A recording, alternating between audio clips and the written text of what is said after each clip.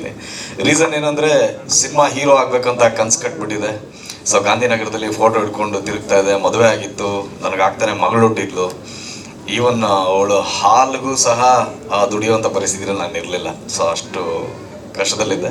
So ನನ್ನ ಸ್ನೇಹಿತರಿಂದ ಹಿಡ್ದು ಮನೆಯವರಿಂದ ಹಿಡ್ದು ಎಲ್ಲರೂ ನನ್ನ ಮೇಲಿರೋ ಪ್ರೀತಿಯಿಂದ ಹೇಳ್ತಾಯಿದ್ರು, ಹೋಗೋ ಎಲ್ಲರೂ ಕೆಲಸ ಮಾಡೋ, ಒಂದು 5,000 10,000 ಕೊಡ್ತಾರೆ, ಮಗು ಬೇರೆ ಹುಟ್ಟಿದೆ, ಅಟ್ಲೀಸ್ಟ್ ಆ ಮಗು ಹಾಲ್ಗಾದರೂ ಸಂಪಾದನೆ ಮಾಡೋ ಅಂತ. ಸೊ ಆ ಟೈಮಲ್ಲಿ ನನಗೂ ಸರಿ ಅನ್ನಿಸ್ತು, ಯಾಕೆ ಎಂಟೈರ್ ಫ್ಯಾಮ್ಲಿಗೆ ಕಷ್ಟ ಕೊಡಬೇಕು, ನಾನು ಒಬ್ಬನಿಂದ ನನ್ನ ಕನಸುಗಳಿಗೋಸ್ಕರ ಆಯಿತು ನಾನು ಕೆಲ್ಸಕ್ಕೆ ಹೋಗ್ತೀನಿ ಅಂಥೇಳಿ ನನ್ನ ತಂದೆಗೆ ಹೇಳಿದೆ, ಇಲ್ಲ ನಾನು ಬಿಟ್ಬಿಟ್ಟು ನಾನು ಕೆಲ್ಸಕ್ಕೆ ಹೋಗ್ತೀನಿ, ಎಲ್ಲೋ ಹೋದ್ರೆ ಒಂದು 5,000 10,000 ದುಡ್ಕೊಳ್ತೀನಿ ಅಂತ. ನನ್ನ ತಂದೆ ಹೇಳಿದ್ದು ಒಂದು ಮಾತು ಇವತ್ತು ನಾನು ಇಲ್ಲಿ ನಿಂತ್ಕೊಳ್ಳೋದಕ್ಕೆ ಕಾರಣ ಆಗಿದ್ದು ಅಂದರೆ, ಮಗನೇ ಈ ಥರ 5,000 10,000 ಕೆಲಸ ನಿನಗೆ ಲೈಫ್ ಲಾಂಗ್ ಸಿಗ್ತಾನೆ ಇರುತ್ತೆ ಕಣೋ, ಬಟ್ ಹೀರೋ ಆಗಿ ಅವಕಾಶ ಸಿಗೋದು ಲೈಫಲ್ಲಿ ಒಂದೇ ಸರಿ, ಯಾವುದೇ ಕಾರಣಕ್ಕೂ ಬಿಡಬೇಡ, ಲೈಫಲ್ಲಿ ಏನೇನೋ ಕಷ್ಟ ನೋಡಿದ್ದೀವಿ, ನೋಡ್ಬೇಡೋಣ ಏನಾಗುತ್ತೆ ಅಂತ ಅವ್ರು ಕೊಟ್ಟಂಥ ಒಂದು ಮಾತು ಇವತ್ತು ನಾನು ಹೀರೋ ಆಗೋದಕ್ಕೆ ಕಾರಣ ಆಯಿತು. ಆ್ಯಂಡ್ ನೀವು ಹೇಳಿದ್ರಿ ತುಂಬ ಒಳ್ಳೆ ಫಾದರ್ ಆಗಿದ್ದೀರಾ ನಿಮ್ಮ ಮಗಳಿಗೆ ಅಂತ. ಇಲ್ಲ, ಒಳ್ಳೆ ಮಗಳು ಹುಟ್ಟಿದ್ರಿಂದ ಒಳ್ಳೆ ಫಾದರ್ ನಾನಾಗಿದ್ದೀನಿ. ಆ್ಯಕ್ಚುಲಿ ನನ್ನ ಮಗಳು ಹುಟ್ಟಿದ್ರಿಂದ ತಂದೆ ಅನ್ನೋ ಜನ್ಮ ನನಗೆ ಸಿಕ್ಕಿದ್ದು, ಅವಳು ಹುಟ್ಟಲು, ಸೊ ತಂದೆ ಅನ್ನೋ ಜನ್ಮ ನನಗೆ ಕೊಟ್ಲು. ಸೊ ಹಾಗಾಗಿ ಐ ಆಮ್ ವೆರಿ ಬ್ಲೆಸ್ಡ್. ನನ್ನ ಇಬ್ಬರು ಮಕ್ಕಳು ಸಹ ಅದ್ಭುತವಾದಂಥ ಪ್ರತಿಭೆಗಳು. ಈಗಾಗಲೇ ನೀವೆಲ್ಲರೂ ನೋಡಿದ್ದೀರ ನಿಮ್ಮ ಆಶೀರ್ವಾದದಿಂದ. ಅವ್ರ ಮೇಲೂ ಸಹ ನಿಮ್ಮ ಅಭಿಮಾನ ಆಶೀರ್ವಾದ ಸದಾ ಇರಲಿ ಅಂತ ಕೇಳ್ಕೊಳ್ತೀನಿ. ಆ್ಯಂಡ್ ಟಾಪಿಕ್ಗೆ ಬರಬೇಕಂದ್ರೆ, ನಮ್ಮ ತಬ್ಲಾನಾಣಿ ಸರ್ ಭಾವ ಅಂತ ಭಾಳ ಪ್ರೀತಿಯಿಂದ ಕರಿತೀನಿ.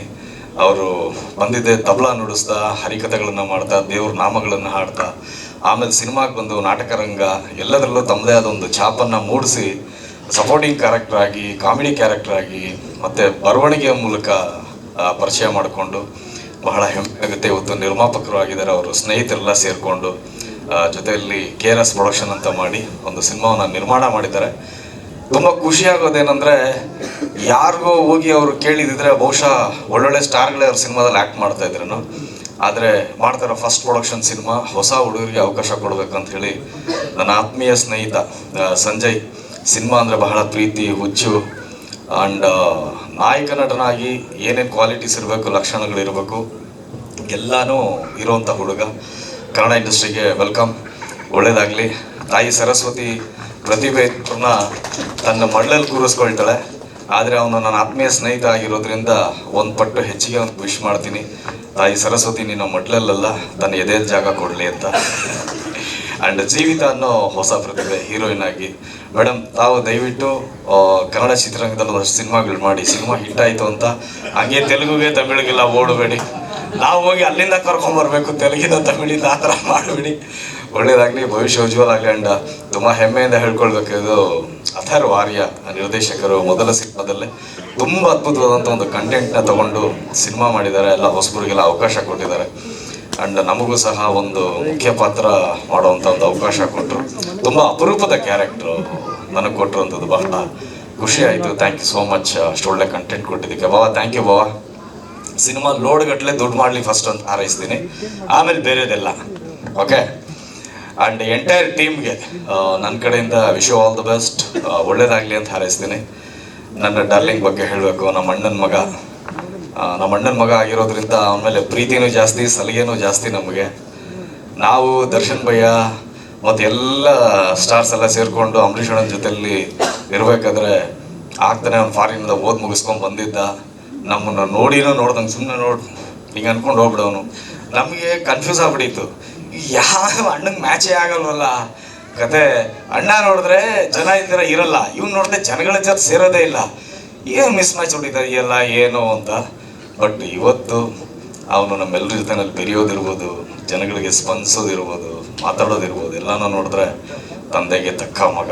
ನಮ್ಮ ಅಣ್ಣಂಗೆ ಸರಿಯಾಗಿ ಹುಲಿ ಹೊಟ್ಟೆಯಲ್ಲಿ ಹೆಬ್ಬುಲಿ ಹೊಟ್ಟೆಯಲ್ಲಿ ಹುಲಿನೇ ಹುಟ್ಟಿದೆ ಅಂತ ಭಾಳ ಹೆಮ್ಮೆಯಿಂದ ಹೇಳ್ಕೊಳ್ಬೋದು. ಅವನ ಕಣ್ಗಳು ನೋಡ್ತಾ ಇದ್ರೆ ನಮ್ಮ ಅಣ್ಣನೇ ಕಾಣಿಸ್ತಾರೆ, ಅವನ ಮಾತು ಕೇಳ್ತಾರೆ ನಮ್ಮ ಅಣ್ಣನೇ ಕೇಳಿಸ್ತಾರೆ ಅಂತ ಅದ್ಭುತವಾದ ವ್ಯಕ್ತಿತ್ವ. ಇನ್ನೊಂದು ವರ್ಷ 2 ವರ್ಷ ಸೇಮು ನಮ್ಮ ಅಣ್ಣನ ವಾಯ್ಸು ಗರ್ಜನೆ ಅದೇ ಬರ್ತದೆ. ಬಹಳ ಪ್ರೀತಿಯಿಂದ ಈ ಒಂದು ಕಾರ್ಯಕ್ರಮಕ್ಕೆ ನಾನು ಕರೆದಾಗ ಎರಡನೇ ಮಾತೇ ಆಡಲಿಲ್ಲ ಅವನು. ಭಜನ್ ಏನು ಅಂದ, 31st ಹಿಂಗಿದೆ, ಹೊಸ ಹುಡುಗರು ಇಟ್ಕೊಂಡು ಒಂದು ಸಿನಿಮಾ ಮಾಡಿದ್ದಾರೆ ತಬ್ಲಾನಾಣಿಯವರು, ನಾನೊಂದು ಮುಖ್ಯ ಪಾತ್ರ ಮಾಡಿದ್ದೀನಿ, ಬರ್ಬೇಕಂತ. ಬರ್ತೀನಿ, ಆಯಿತು. ಯಾವತ್ತು? ಬುಧವಾರ ಬೀಳುತ್ತೆ. ಓಕೆ, ಎಷ್ಟೊತ್ತಿಗೆ? ಒಂದು 6 ಗಂಟೆ. ಓಕೆ ಡನ್, ಬರ್ತೀನಿ ಅಂದ್ಬಿಟ್ಟು ಅದಾದ್ಮೇಲೆ ನೆಕ್ಸ್ಟ್ ಡೇ ಫೋನ್ ಎತ್ತಲಿಲ್ಲ, ಭಯ ಶುರುವಾಯ್ತು ನನಗೆ. ಮಾನವರೇ ಪ್ರಶ್ನೆ, ನೀವು ಫೋನ್ ಎತ್ತಾ ಇಲ್ವಲ್ಲ ಅಂತ. So sweet darling. ಮತ್ತೆ ಅವನೇ ಫೋನ್ ಮಾಡಿಲ್ಲ, ನಾನು ಜಿಮ್ಮಲ್ಲಿದ್ದೆ ಅಂತ ಹೇಳಿ ಕರೆಕ್ಟು ಟೈಮ್ಗೆ ಬಂದು ಒಂದು ಆಡಿಯೋ ಲಂಚ್ನ ಮಾಡ್ಕೊಂಡಿದ್ಯಾ. Thank you so much. Love you. ನಿನಗೆ, ನಿನ್ನ ಫ್ಯಾಮ್ಲಿಗೆ, ನೀನು ಸರ್ವತ್ತಲ್ಲಿ ಕರೆದ್ರು ಸರಿ 24/7 ನಿಮ್ಮ ಫ್ಯಾಮ್ಲಿ ಜೊತೆಲಿ ನಾನು ಇರ್ತೀನಿ. ಏನಾದರೂ ಆಗಲಿ ಅದು ನಿಮ್ಮ ಫ್ಯಾಮ್ಲಿ ಜೊತೆ ನಾವು ಇರ್ತೀವಿ. ಯಾಕಂದರೆ ನಿಮ್ಮ ತಂದೆ ಕೊಟ್ಟಿರೋಂಥ ಪ್ರೀತಿ ನನಗಲ್ಲ, ಇಡೀ ಕನ್ನಡ ಚಿತ್ರರಂಗದಲ್ಲಿ ಯಾವ ಕಲಾವಿದರಿಗೆ ಇರ್ಬೋದು, ಟೆಕ್ನಿಷಿಯನ್ಸ್ಗೆ, ಪ್ರೆಸ್ಗೆ, ಇಂಥವ್ರಿಗೆ ಅವ್ರ ಪ್ರೀತಿ ಸಿಕ್ಕಿಲ್ಲ ಅನ್ನೋದಿಲ್ಲ, ಇಂಥವ್ರು ಅವ್ರ ಕೈಲಿ ಬಯಸ್ಕೊಂಡಿಲ್ಲ ಅನ್ನೋದಿಲ್ಲ. ಏನಂದರೆ ಎಕ್ಸಾಂಪಲ್ಗಳು ಹೇಳ್ಬೇಕಂದ್ರೆ 1,000 ಇದೆ. ನಾವು ಯಾವತ್ತು ಅವ್ರ ಮನೆಗೆ ಹೋದ್ರೂ ಸಹ ಸಿನಿಮಾದವ್ರಿಗೆ ಅವ್ರು ಆಚೆ ಕೂತ್ಕೊಳ್ಳಿ, ಹಾಲಲ್ಲಿ ಕೂತ್ಕೊಳ್ಳಿ, ವೆಯ್ಟ್ ಮಾಡಿ, ಈ ಕಥೆನೇ ಇಲ್ಲ. ಡೈರೆಕ್ಟು ಡೈನಿಂಗ್ ಟೇಬಲ್ಲೇ. ಯಾಕಂದರೆ ಅವ್ರ ಮನೆ ಡೈನಿಂಗ್ ಟೇಬಲ್ ಇದ್ದಿದೆ ಮೋಸ್ಟ್ಲಿ ಹಾಲಷ್ಟು ಉದ್ದ ಇತ್ತು. ಏನೇ ಮೀಟಿಂಗ್ ಆದ್ರೂ ಫಸ್ಟು ಡೈನಿಂಗ್ ಟೇಬಲ್ಲು, ಯಾರೇ ಬರಲಿ ಫಸ್ಟು ಕಾಫಿ, ತಿಂಡಿ, ಊಟ, ಆಮೇಲೆ ಮಾತುಕತೆ. ಅದಕ್ಕೆ ಮುಂಚೆ ಮಾತಾಡೋದಕ್ಕೆ ಬರ್ತಾ ಇರಲಿಲ್ಲ. ಬಂದು ಕೂತ್ಕೊಂಡ್ರೆ ಯಾರೇ ಸೆಂಟ್ರಲ್ ಮಿನಿಸ್ಟ್ರ್ ಇದ್ರೂ ಅವ್ರ ತಲೆ ಮೀಟಿಂಗ್ ಮಾಡ್ತಾ ಇದ್ರು, ನಾವೇನಾದ್ರು ಹೋಗ್ಬಿಟ್ರೆ ಅಣ್ಣ ಮಾತಾಡ್ತಾ ಇದ್ರೇನೋ ಮೀಟಿಂಗ್ ಅಲ್ಲಿ ಇರ್ತೀನಿ, ರೈ ತಿಗಾಮಿಸ್ಕೊಂಡು ಕೂತ್ಕೊಳ್ಳ, ಅವ್ರ ಕೆಲ್ಸಕ್ಕೆ ಅವ್ರು ಬಂದವ್ರೆ, ನೀನು ಹತ್ರ ಕೆಲ್ಸಕ್ಕೆ ಬಂದಿದ್ಯಾ, ನಮ್ಮ ಅವ್ನು ಕೂತ್ಕೋ, ಅವ್ರು ಕೂತ್ಕೊಳ್ತಾರೆ. ಏನು ನಿನಗೆ ಬಿಟ್ಟು ಅವ್ನು ಕೊಟ್ಟೆ ಅಂತ ಬೇರೆ ಮಾತಾಡೋಂಥದ್ದೇನಿಲ್ಲ, ಕೂತ್ಕೋ ಅಲ್ಲಿ ಏನೋ. ಅದು ಆ ಪ್ರೀತಿ. ಆ ಪ್ರೀತಿಗೆ ನಾವು ಯಾವತ್ತಿದ್ರೂ ಚಿರಋಣಿ. ಇಡೀ ಕನ್ನಡ ಇಂಡಸ್ಟ್ರಿ ಚಿರಋಣಿ. ಸಾಕಷ್ಟು ವಿಷಯಗಳು ಗೊತ್ತಿರಬೇಕು.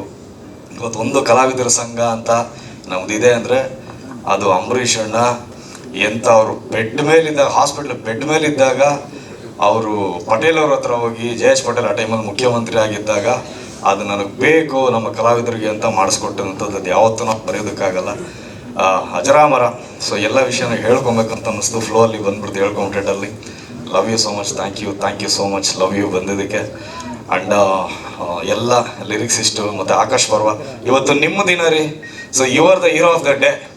ಸೊ ಇವತ್ತು ತುಂಬ ಒಳ್ಳೆಯ ಸಂಗೀತ ಮಾಡಿದ್ದೀರಾ, ಎಲ್ಲ ಒಳ್ಳೊಳ್ಳೆ ಲಿರಿಕ್ಸಿಸ್ಟ್ ಕೈಯಲ್ಲಿ ಲಿರಿಕ್ಸ್ನ ಬರ್ಸಿದ್ರೆ, ಒಳ್ಳೊಳ್ಳೆ ಕಲಾವಿದರಿದ್ದಾರೆ, ಒಳ್ಳೆ ಟೆಕ್ನಿಷಿಯನ್ಸ್ ಇದ್ದಾರೆ. ಎಲ್ರಿಗೂ ಒಳ್ಳೇದಾಗಲಿ.